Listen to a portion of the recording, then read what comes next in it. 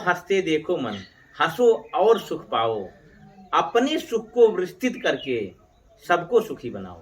इन्हीं बातों के साथ गुफ्तगू विद रसल में स्वागत, अभिनंदन, आभार स्वीकार करिए अपने दोस्त रसल रघुवंशी का। नमस्कार।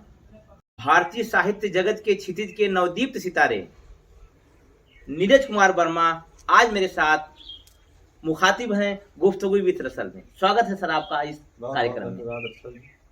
शुरुआत मैं तकल्लुफ से करूंगा कि आपके नाम के साथ जो जुड़ा उपनाम है नीर प्रिय, इसका कॉन्सेप्ट आपके दिमाग में कहां से आया? आखिर आपके मन में कहां से आया कि मैं मुझे अपना उपनाम नीर प्रिय रखना चाहिए? नीर प्रिय का जहां तक सवाल है, एक तो हमारा पानी के प्रति बहुत लगाव रहा है, पानी के संरक्षण के प्रति हमारा शुरू से ही लगाव रहा है। और दूसरा कारण यह है कि हमारी जब शादी हुई तो हमारी पत्नी का नाम प्रियंका है और हमारा नाम नीरज है। तो दोनों के जो आरंभिक नाम थे इसको लेकर के हमने नीर धन प्रिय रख दिया। इससे दोनों के जो पति पत्नी का संबंध है वो एक ही कार हो गया। तो आपके जो वैवाहिक जीवन का ये दाम्पत्य जीवन है उसको आपने एक धागे में पिरो करके एक नाम के रूप में अपने ऊपर अंगीकृत कर दिया। जी जी जी। अच्छा, हम अपने विषय पर आते हैं। आपके बारे में हमें एक सूचना मिली आपके मित्र के द्वारा कि आप हाई स्कूल में जब आप अपने समय पढ़ा करते थे, आप बहुत ही कमजोर छात्र हुआ करते थे। इस विषय को मैं जानबूझ करके इसलिए उठा रहा हूँ क्योंकि उन्हें प्रेरणा मिलनी चाहिए जो लोग अपनी पढ़ाई से दुखी होकर पढ़ाई छोड़ देते हैं और जीवन में दूसरे क्षेत्रों में चले जाते हैं। मैं बताना चाहूंगा कि मेरे वो ज्यादातर अशिक्षितों की थी। तो ऐसी स्थिति में हमने जब हाई स्कूल किसी तरीके से पास कर लिया, गिरते उठते पढ़ते गिरते उठते हुए, फिर आगे चल करके हमने जब 11 में एडमिशन लिया। जी जी। एडमिशन लिया, साथ ही साथ उस दौरान जो हमारी संगत वह बहुत अच्छे छात्रों से। यद्यप मैं पढ़ने में कमजोर था, जो पढ़ने में छात्र अच्छे थे वो हमको भाव नहीं देते थे, लेकिन मैं कोशिश करता था कि जबरदस्ती उनके साथ क्लास जुड़ा रहूं। जबरदस्ती मतलब एक कहावत है कि संगत से गुड़ आवत है और संगत से गुड़ जात। तो आपने ये कोशिश किया कि हम अच्छी संगत से जुड़ करके अच्छे गुणों को समाहित करें। जी। तो हम जबरदस्ती उनके साथ बैठते थे, यहाँ तक कि घर से जबरदस्ती उनके साथ आते जाते थे। वो कोशिश करते थे कि ये साथ छोड़ दे। तो जो हमारे क्लास का सबसे अच्छा छात्र था हम उसी के साथ रहते थे। और संयोग देखिए कि 11 और 12 में जाकर के 10.2 नंबर हम उससे ज्यादा पा गए। बधाई हो आपको आज उस उपलब्धि के लिए। 2 नंबर उससे ज्यादा पा गए। और वो छात्र जो है, अब आजकल उत्तराधुनिकता का दौर है, जो भी है, संयोग से वो बेरोजगार भी है। चलिए, सब जीवन की अपनी गाथाएं होती हैं, व्यथाएं होती हैं, उस पर हम लोग ज्यादा आगे न बढ़ते हुए मैं अपने दर्शकों को एक बात बताऊंगा कि जीवन में कभी हार नहीं होती है। जब हार तब होती है जब आप हार मान लेते हैं। उसके प्रत्यक्ष प्रतिमूर्त आपके सामने बैठे हैं नीर प्रिय जी। अभी हाल ही में आपकी पहली किताब मार्केट में आई है जी, और उसका मैंने भूमिका वगैरह थोड़ा कुछ उसमें आपके टॉपिक भी पढ़े। मेरे साथ ये किताब उपलब्ध है, मैं आपको दिखाना चाहूंगा सभी दर्शकों को। और साथ ही साथ रिक्वेस्ट भी करूंगा, आप अमेजन पे जाकर के इस किताब को अवेलेबल वहां पर है और इसको आप वहां से खरीद भी सकते हैं। बहुत बढ़िया किताब है और समसामयिक मुद्दों पर आधारित बहुत ही बेहतर लेख इसमें है। क्योंकि मीडिया एक बहुत बड़ा मुद्दा है देश का है, जिसे हम चौथा स्तंभ, अनऑफिशियल स्तंभ कहते हैं अपने संविधान का। उससे जुड़ा हुआ ये टॉपिक को चूज करने का आपके मन में कहां से ख्याल है? देखिए, साहित्य के प्रति जब हमारा लगाव कैसे बढ़ा कि हम जब इलाहाबाद विश्वविद्यालय में एडमिशन लिए तो उस समय एडमिशन लेना भी एक गौरव की बात थी। तो उस दौरान हमने विभिन्न पत्रिकाओं का, जो मासिक जैसे आजकल आती थी, हंस आती थी, अध्ययन करने लगे। और हमारे गेन करने की जो क्षमता थी शुरुआत में साहित्य की, वो बहुत सामान्य थी। मतलब एक अरुचि टाइप, लेकिन हम पढ़ते थे, करत अभ्यास थे, जड़मति होत सुजान। हाँ, एक धीरे धीरे जो है, जब कहते हैं जैसे आचार्य रामचंद्र शुक्ल ने कहा है कि परिचय ही प्रेम का प्रवर्तक। तो हम उन पत्रिकाओं से या साहित्य की धारा से इतने परिचित हो गए कि धीरे धीरे हमें साहित्य की तरफ लगाव। और यह संयोग ही देखिए कि हमने बीए की परीक्षा 2007 में उत्तीर्ण किया और 2008 में मैंने एक कहानी लिखा रमुआ नाम से।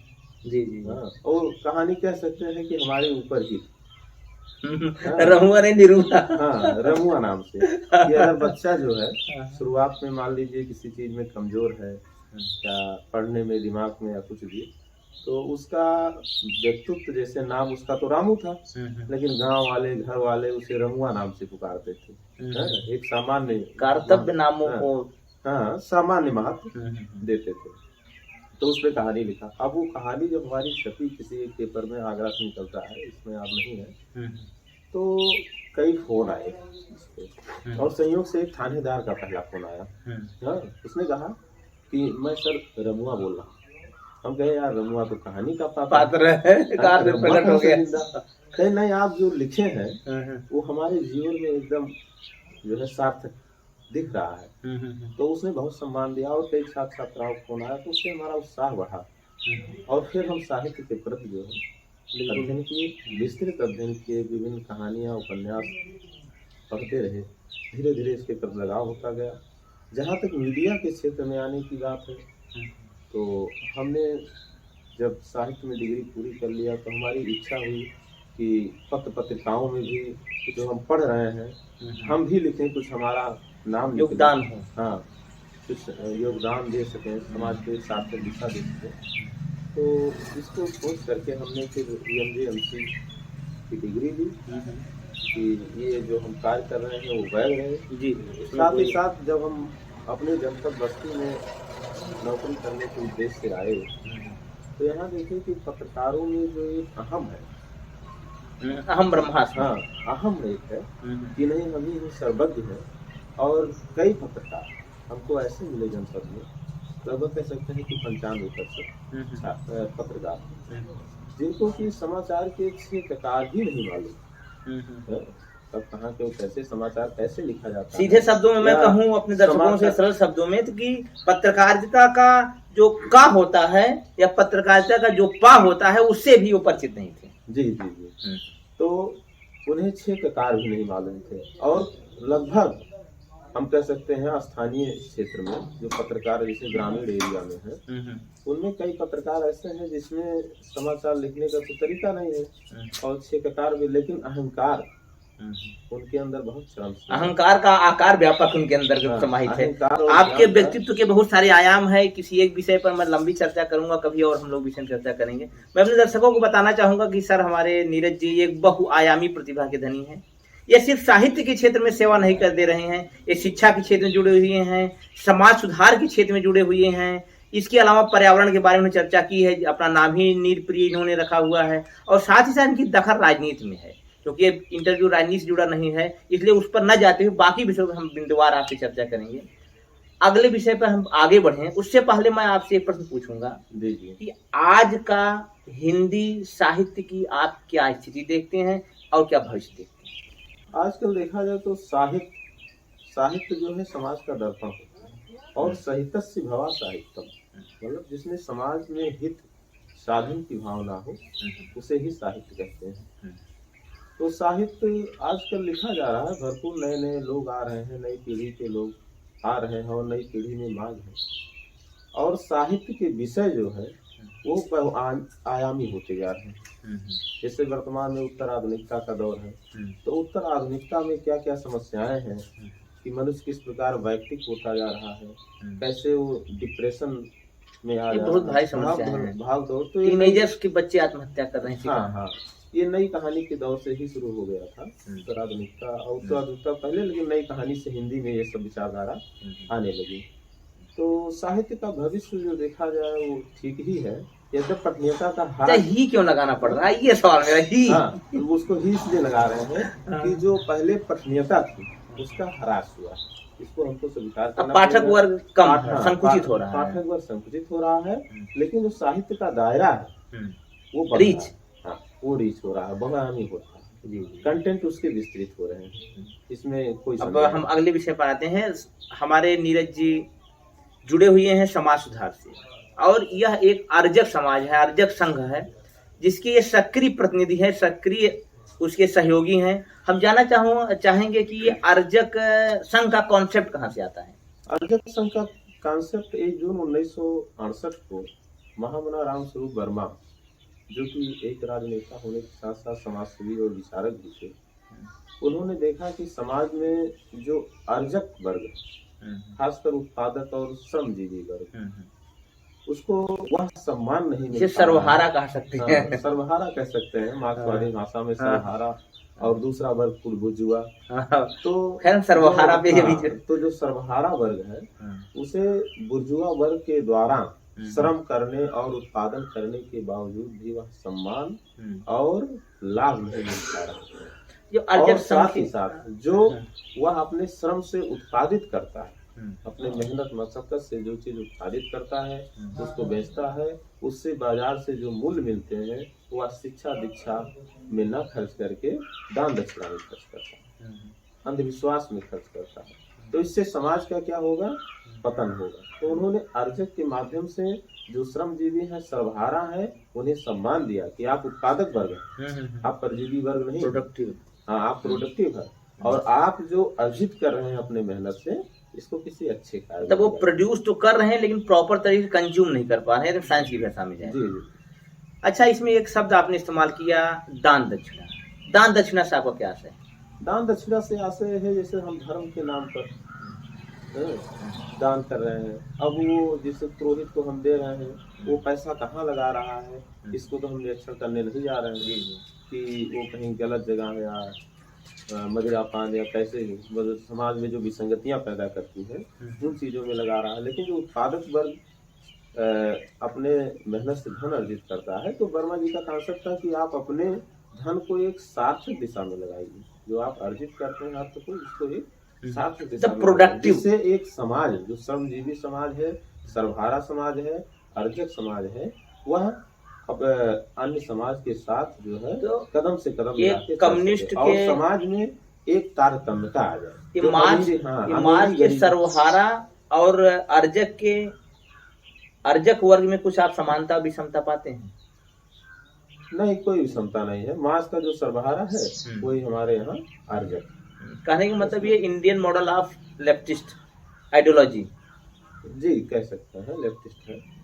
तो अच्छा, इसमें एक बात ये जो है जाति व्यवस्था जो हमारे देश को बुरी तरीके से जकड़े हुई है, प्रकार से हमने वर्गों का उद्भव किया और वो सदियों से चला रहा है, और वर्तमान में एक नई समस्या हमारे देश में आई है, क्लास सिस्टम कि मतलब अब जात से हटकर चीजें क्लास पे आ गई हैं कि आप किस रैंक के हैं। आपका अर्जक का मतलब मेरा यहाँ पर इकोनॉमी से है, इकोनॉमिक्स से है, अर्थ से है कि आप यहाँ कितना अर्जित करते हैं जीवन में धन, उसको लेकर जो एक क्लासिज्म इस देश में इम्प्रूव हो रहा है, तेजी से बढ़ रहा है, उस पर आपका? जी, वर्तमान समय में देखा जाए तो पूंजीवाद का समय है, तो आज के समय में जात व्यवस्था तो कमजोर हुई है। जो पहले का समय था उसमें जात व्यवस्था बहुत हावी थी, लेकिन आज पूंजी को लोग महत्व दे रहे हैं। आप अगर पैसा कमा रहे हैं, अच्छे पद पर हैं, तो आपको वो सम्मान मिल रहा है। तो पूंजीवादी युग में पूंजी का सम्मान होना स्वाभाविक है। तो क्या पूंजीवाद और मार्क्सवाद के बीच का कोई ऐसा रास्ता नहीं हो सकता है जिससे कि सबका भला हो, सर्वजन हिताय सर्वजन सुखाय, जैसी कोई? सर्वजन हिताय सर्वजन सुखाय तो समाजवाद कह सकते हैं, वो विचारधारा है। समाजवाद का मतलब यही है कि समाज में जो उत्पादित हो रहा है वो किसी की वैयक्तिक संपत्ति नहीं होगी, वो समाज की संपत्ति होगी। लेकिन इसमें राज्य जो है कमजोर रहता है समाजवाद में। और आगे चल करके जो साम्यवाद आता है, इसी का और अगला रूप, तो साम्यवाद में राज्य विहीनता की बात होती है। ऐसे में जब राज्य का अस्तित्व ही नहीं होगा तो फिर समाज में नियंत्रण या नियम कानून कैसे लागू हो पाएगा, ये भी तो एक समस्या आ जाएगी। हम घूम फिर पर एक बार फिर उसी विषय पर आपको लेकर आना चाहेंगे जिस विषय पर आपने किताब लिखी है, मीडिया और मुद्दे। जी। तो वर्तमान पत्रकारिता के बारे में आपकी स्पष्ट राय क्या है? यदि कुछ शब्दों में कहने के लिए कहा जाए, मान लीजिए 2 वाक्य में, तो आप क्या कहना चाहेंगे? वर्तमान पत्रकारिता, जैसे कि हमने पुस्तक लिखी और इसका ध्येय वाक्य हमने कामायनी की एक पंक्ति, जिसको मैंने कोट किया सिर्फ में, कामायनी की एक पंक्ति है कि जब श्रद्धा मनुष्य से मिलती है तो मनुष्य जो मनु है वो श्रद्धा को देख करके ईर्ष्याग्रस्त होता है। तो वो फिर समझाती है, क्या समझाती है कि औरों को हंसते देखो मन हंसो और सुख पाओ, अपने सुख को विस्तृत कर लो, सबको सुखी बनाओ। यानी जो सुखी करने का या समाज को सुख देने का जो दायरा है उसको विस्तृत कर लो। और हमारे पत्रकारिता में यही कमी है कि यहाँ के जो पत्रकार हैं अपने से आगे किसी को जाने ही नहीं देते और पैर खींचने का काम करते हैं, आपस में ईर्ष्या द्वेष करते हैं और यहाँ तक कि वो कुछ सीखना भी नहीं चाहते। तो वो फिर समाज का हित का कैसे चौथे स्तंभ की भूमिका ठीक से नहीं अदा कर पाएंगे। तो हमने इस वाक्य को कोट किया है कि वो अपने दायरे को, अपने सोचने समझने के जो दायरा है उसे सकारात्मक रखें और उसे विस्तृत करें, अधिक से अधिक समाज को उसका प्रॉफिट अधिक से अधिक वो समाज गेन करे और समाज में उन्हें सम्मान मिले और समाज में सम्मान मिले जब उनकी भूमिका। क्योंकि आप शिक्षा क्षेत्र से भी जुड़े हुए हैं, आपकी जो रोजी रोटी है, जो आपका मुख्य पेशा व्यवसाय कह सकते हैं, वो शिक्षा से जुड़ा हुआ है। और मैं अपने दर्शकों को एक बार बताना चाहूंगा कि आज की इस गला काट प्रतियोगिता के समय में हम एक नौकरी के लिए तरसते रह जाते हैं। आप इस चित्र में देख सकते हैं कि इन्होंने कितनी सारी नौकरियां हासिल की अपने जीवन में। यह इस बात की तरफ इशारा करता है कि यदि आप मेहनत करते हैं और आपके अंदर जज्बा है तो आप कुछ भी हासिल कर सकते हैं। आप एक नौकरी के मोहताज नहीं, आप नौकरियों की लाइन लड़ी लगा सकते हैं। अब मैं आपसे शिक्षा से जुड़ी हुई बात पूछूं, आज की शिक्षा के स्वरूप में के प्रति आपका क्या दृष्टिकोण है? आज की शिक्षा का स्वरूप जो है तकनीकी युग प्रधान है, तो ऐसे स्थिति में तकनीकी शिक्षा की मांग ज्यादा है और हमारे यहाँ जो परंपरागत शिक्षा दी जा रही है, परंपरागत शिक्षा में जैसे अब मान लीजिए हम किसी कवि या उसकी आलोचना नहीं कर रहे हैं, तो जो गैर प्रासंगिक कवि पाठ्यक्रम में या गैर प्रासंगिक चैप्टर हैं, उनको हटा करके कुछ उसमें तकनीकी चीजों का प्रवेश किया जाए, पाठ्यक्रम में लाया जाए और साथ ही साथ बच्चों को क्रिएटिव बनाया जाए। जैसे हमारे यहाँ एक हमारे मित्र पढ़ाते हैं किसी विद्यालय में, तो बताते हैं कि हमारे यहाँ जो रफ होता है, क्रिएटिव राइटिंग रफ होता है, रफ कॉपी हम करते हैं कि ले जाके फेंक देते हैं कूड़े में, तो कहते हैं ऐसा नहीं है, आप रफ कॉपी करिए तो जो कॉपी भर जाए तो उसके कुछ कागज के चित्र बना के लाइए, उसको स्कूल में लगाइए, उसको फेंकिए मत। तो रिसाइकिल वाला सिस्टम, रिसाइकिल। तो इससे क्या होगा कि बच्चों में एक तो रचनात्मकता आएगी, साथ ही साथ वो जो कार्य करेंगे उसमें कुछ सुधार होगा कि नहीं ये रफ कॉपी है, इसको ज्यादा ऐसे मत करो, क्रिएटिव वर्क एक शब्द में कहा जाता है। तो अनुशासन भी अंदर से आएगा ना, इसमें गंदा चीज का कला बना के हमको ले वही मतलब रिसाइकिल, कुछ लिखो ना ऐसी चीजें, वो कबाड़ से जुगाड़ वाला जो कॉन्सेप्ट आता है हमारे स्कूलों में। अच्छा, इससे जुड़ी हुई एक बात और जो आपने एक शब्द का इस्तेमाल किया, तकनीकी। तकनीकी का इंग्लिश अगर ट्रांसफर करें, उसका हम करें तो होता है टेक्नोलॉजी, अब एक होता है वोकेशनल कोर्स। तो जो यहाँ तकनीकी शब्द का प्रयोग कर रहे हैं वह जीवन में धन अर्जित करने के लिए किया गया स्किल डेवलपमेंट है या फिर वो तकनीकी मतलब जो आज कंप्यूटर वगैरह से जुड़ी हुई बातें उससे, क्योंकि मेरे दर्शक कंफ्यूज होंगे कि तकनीकी क्या, तकनीकी का आप किस आशय में अर्थ हम जो है जहाँ तक बात है इसे कौशल, वही चीज मैं जानना, कौशल के अर्थ में प्रयोग कर रहे हैं। और शिक्षा का जो उद्देश्य है क्या केवल पैसा कमाने तक ही सीमित नहीं है। जैसा कि आज के समय में हम व्यक्ति की सफलता का राज ये मान लेते हैं कि वो किस पद पर है, कितना पैसा कमा रहा है तो वो सफल है। शिक्षा का मकसद ये है कि आप जीवन में कितना सफल है, इसका दायरा जो है विस्तृत होना चाहिए। आप जीवन में कितने सफल हैं और समाज में कितने सार्थक हस्तक्षेप कर रहे हैं। सफलता मतलब सार्थकता, हाँ, कितने सार्थक हस्तक्षेप कर रहे हैं। हमारे कई मित्र हैं जो बड़े पदों पर हैं लेकिन कुछ सार्थक काम नहीं दिख पाता, प्रोडक्टिविटी कुछ सार्थक काम। तो ऐसी शिक्षा का क्या मतलब है? आप भी जा करके उसी सिस्टम में रम जा रहे हैं जो पुराने से परंपरा से चली आ रही है। तो कुछ सार्थक हस्तक्षेप दिखना चाहिए और जीवन में उसका एक उद्देश्य होना चाहिए कि हम समाज में एक उल्लास लाएंगे, एक रचनात्मकता लाएंगे, लोगों को महत्व देंगे तब लोग आपसे जुड़ेंगे। तो शिक्षा एक बात चलते चलते संस्कार और दायरा जो है विस्तृत, संस्कार, समझ और सार्थकता, जी, ये तीन शब्दों का हम प्रयोग करें तो हमारे समझ से सहमत होंगे जी जी। अब आगे बढ़ते हैं कि आप चूंकि पर्यावरण को लेकर भी काफी आग्रहित रहते हैं, पर्यावरण को लेकर के भी आप काफी जागरूक रहते हैं, जैसा कि बहुत सारे न्यूज़पेपर्स में नीरज जी के लेख लिखते रहते हैं, वो विभिन्न विषयों से जुड़े हुए लेख होते हैं, उन पर मैं चर्चा नहीं करूंगा। लेकिन मैं बात करूंगा कि आप पर्यावरण में क्या अपने मन से परिवर्तन चाहते हैं, आप कैसी दुनिया देखना चाहते हैं? पर्यावरण, जहाँ पे पर्यावरण की बात है तो पर्यावरण तो जीवन के लिए, मानव जीवन के लिए और सभी जीव जंतुओं के लिए जीवित रहने के लिए एक मूलभूत चीज है। जब हमारा पर्यावरण शुद्ध रहेगा तभी हम स्वस्थ रहेंगे और ये सृष्टि जो है तभी चलायमान। तो जहाँ तक हमारा बात है हम तो घर पे जाते हैं, गांव पे जब भी जाते हैं तो बागवानी किए हैं और बागवानी का हमारा उद्देश्य ये रहता है कि लोग देखें, प्रेरित हों।